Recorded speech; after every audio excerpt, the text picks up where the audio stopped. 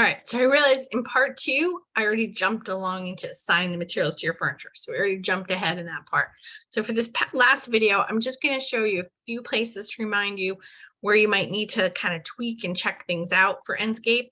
So we're going to first start in Revit. So again, a reminder that you want to go up to here under the Enscape tab. There's going to be general settings. You want to click on that and you want to go over to Revit and you want to make sure you have it on appearance, not graphics. So again, we want it to render from the appearance of the object. And sometimes that's where things are a little messed up. So we'll do our detective work there.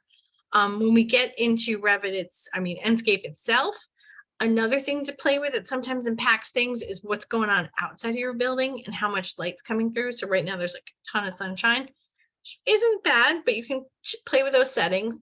So in Enscape, if you go over here to window settings, whoops, oh, there goes my battery. Hold on. So actually, I'm sorry. It should be visual settings. So it's a little eyeball there. So you go to that. You can kind of work your way through here to see if there's anything kind of amiss in terms of you can play with the color temperature, tweak that as we kind of get into the final renderings that you're going to produce. But one of the things I like to do right away is for the sky, instead of having a white background, I like to put some kind of like real life background to it, and that'll change how much light's flooding in. So I think town usually works pretty good. So I'm going to close that up and see. Oh, wait, did I hit apply? Nope, I didn't. Hold on. So sky, I went town.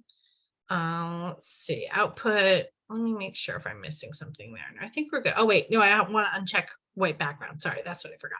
So now instead it should have the town looking at the window. See that, how it changed? So that had been all white and now it's got, fairly realistic, although it looks like we have this like nice big green lawn. Anthony, I will help you play with this when we get into the Chicago skyscraper, because there's some ways we can possibly tweak this and have more realistic like cityscape going on in the background. But for now, it's not too bad. Like in some of it's the angle I kind of set myself at to make it look more like realistic in the background there. And that also helps kind of not distract your eye from like a big white cube going on outside. So, and again, things are working nicely here with the lighting. I've got some sunshine coming in on doors there that are kind of like they've got mullions in them. The other thing that we were playing with in class is if you go over here, if you're not used to finding this, if you go over to the little binoculars here, if you click on that, it's going to list all your views. So this is also where at a certain point you want to edit some of your views. So if you have like, I'll go back to Revit. So right now in Revit, I only have a few. I only have these 3. So that's what Enscape's reading. But once you start up with like 50, 60 of them, it's going to list them all